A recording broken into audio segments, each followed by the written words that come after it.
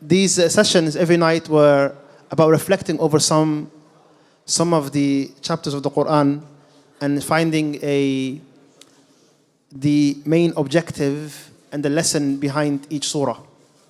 It is my understanding that last night was covered Surah Al-Anbiya, and inshallah ta'ala today I wanted to speak about Surah Al-Hajj. Now, the way Surah Al-Hajj starts is something that should make us all pause. Allah subhanahu wa ta'ala started the surah, and the surah is revealed in Mecca and some of it is revealed in Medina. And the Surah Al-Anbiya, which should have been covered last night, the first ayah is اقترب للناس حسابهم. Yes? Sorry? You cover Surah Al-Hajj as well? Allahu Akbar. Okay. So then let's go to Surah Al-Mu'minun. So Surah Al-Mu'minun is called the believers. And it starts, Allah subhanahu wa ta'ala starts the surah by describing the believers and their characteristics. And there are certain manners that every Muslim should have that is mentioned in the surah. And also it redefines the concept of success. It redefines the concept of success. And subhanAllah, in the beginning of the surah, Allah tells us what does it mean to be a believer. And at the end of the surah, Allah subhanahu wa ta'ala gives us a glimpse of the day of judgment. And what will happen to those who don't believe. And what will happen to those that do believe. So Allah says, قَدْ أَفْلَحَ الْمُؤْمِنُونَ قَدْ أَفْلَحَ الْمُؤْمِنُونَ. Indeed, the believers are successful. أَفْلَحَ means to be successful. You've done it already. You've passed. It doesn't mean you're going to, Allah did not say the believers are going to be successful. Allah said the believers are what? Are successful. And why does Allah not say the believers will be successful in the hereafter, but instead says as if they've already succeeded? Because you as a believer, as a mu'min, if you truly embody what it means to be a mu'min, your success is guaranteed. Your success is guaranteed. So whatever is being said afterwards, these characteristics, these qualities, if you have them, then insha'Allah, your success in the hereafter will be guaranteed. And look at the first thing Allah mentioned. When Allah mentions, indeed the believers have succeeded, Allah starts to describe who they are. And there are many things to describe the believers as. Charitable, praying, many things. But Allah subhanahu wa ta'ala says, الَّذِينَ هُمْ فِي صَلَاتِهِمْ خَاشِعُونَ. They are those who in their salah have khushu'. In their salah, they have khushu'. Now, not they are praying. No. They are praying so well, and the quality of the prayer is of such nature that it definitely has khushu' in it. Now, often we talk about the importance of salah, but we never speak about the importance of khushu' in your salah enough. So let me explain what do we mean by khushu' in your salah. There was an incident that happened during the time of the Sahaba. One of the companions, the Sahaba, they were out and this was at times of war. So they were camping, and the Prophet ﷺ set guards to ensure the safety of the believers. The Prophet ﷺ said one hadith, 2 types of eyes are never punished by Allah. An eye that is awake guarding other believers, and an eye that shed tears out of the fear and remembrance of Allah subhanahu wa ta'ala. So these 2 companions were the former. They were 2 companions who said to be security for the rest of the Sahaba. And they decided to take shifts. So one will sleep and the other is awake, and then they will take shifts. One of the enemies who lost people that were close to him, enemies of the Muslims, kept on chasing the trail of the Muslims until he found their camp. And he wanted to attack them. This was a non-believer and enemy combatant. And he sees this man standing, and the Sahabi that was guarding, he was praying salah. He said, well, I can pray my salah and still observe. He's praying a salah. And then an arrow hits him in his thigh. An arrow hits him. And he doesn't move. He continues reading. He continues reading. And then he makes ruku' and he taps his friend, who wakes up and sees the blood and everything, and he chases the man away. Afterwards, he asked him, why didn't you scream? Why didn't you react? Why didn't you cut your salah and do the sensible thing? And he said, I was reading Surah Al-Kahf and I was enjoying it so much. Now, that is a level of enjoyment and focus that most of us probably have never experienced. But it is possible. A level of focus and joy that you find in your salah. The Prophet ﷺ, whenever anything would bother him, he would rush to pray. He would find happiness and joy in his salah. Now, khushu' is when your main focus is your salah. That you're having little or zero passing thoughts about your family, debts, work, being late, an appointment, where you parked your car, do I have my keys? All these passing thoughts that happen to us all the time. A salah with khushu' doesn't have that. You are so immersed in what you're saying, who you're speaking to, and your own ibadah. If I can perhaps give an example is, I see many parents here. Have you ever experienced when your children are either busy with a video game or watching something and you're like, hey, Abdullah, Muhammad, and you need like 3 or 4 or 5 times before they turn around? Yeah, these guys are smiling. I think they know what I'm talking about. No, but you know when someone is so focused, you need to get the attention so much. Does that happen? Or have that happened when you're in such a deep thought that someone has to get your attention once or twice? Everyone here can attest to that. That's because whatever you were thinking about has occupied your mind so much, you need to be snapped back. Are you with me? Or whatever you're viewing has occupied you so much, you need to be snapped back. Has your salah ever done that for you? If the answer is no, then there are some strides you have yet to make in your salah.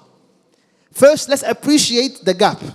Right. So, some people's salah are there, and others are here. How can we close that gap? How can we get that sweetness, that joy, where you want to prolong the prayer, where you want to continue the salah, where you feel like it was shortened, it was cut off? This is inshallah ta'ala what Allah means by those that find khushu' in their salah. What are some of the things that can help you in your khushu' in your salah? Number 1 is understanding the importance of the salah and what you are doing. What you are doing. The other thing is how you enter your salah has a huge impact on your salah. I want you to imagine 2 people. One person, he drove up to the masjid. MashaAllah, by the way, we are talking about people that are praying. Allahu musta'an. May Allah forgive our fellow brothers and sisters that are struggling with their salah. Like I want you to imagine someone really busy day. He just parked up his car. He's on the phone, business, family, whatever. He was walking into the masjid like this on the phone, texting, stressed. And then the iqamah is being called. He's still texting. And then salah, and he just walks in and he's still dealing with, what does he mean by that? Puts his phone up, Allahu Akbar. Your mind is still where? Whatever you were busy with. I want you to compare that person to the person that comes early, makes his wudu, prays his sunnah, his tahiyyat al-masjid, sits down, reads some adhkar. Between the adhan and the adhan and the iqamah, it's time for dua. He makes his dua. He reminds himself the importance, the joy and the guidance Allah has given them. And then when he's silent in salah, no distraction. His phone has been silent for the last 15, 20 minutes, so no distractions. He gets up and says Allahu Akbar. Who will have an easier time focusing? The second person. These are all things that you can do before your salah. These are all practical steps that you can do before your salah. Get off any distractions. Prepare yourself for your salah. The other thing is knowing that Allah is speaking to you when you're reading the salah. The Prophet ﷺ said in a hadith that Allah said, قَسَمْتُ صَلَاتِي بَيْنِي وَبَيْنِ عَبْدِي, I have split the prayer between me and my servant. فإذا قال الحمد لله رب العالمين, when my servant says الحمد لله رب العالمين, you're in your salah. When you say الحمد لله رب العالمين, all praise belongs to Allah, the Lord of the worlds, Allah replies back, حمدني عبدي. My servant has praised me. My servant has praised me. So if you understand that when you're saying that, Allah is replying back, Alhamdulillah, Ar-Rahman Ar-Rahim, Malik Yawmiddin, until you get to Iyaka na'budu, Iyaka nasta'een. Oh Allah, you alone we worship and you alone we ask help of. Allah says, هذا بيني وبين عبدي ولعبدي ما سأل. This is between me and my servant will get what he has asked for.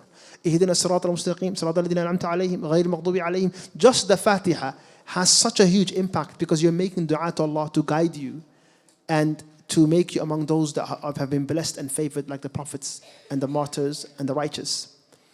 So that's second thing is understanding what you're saying.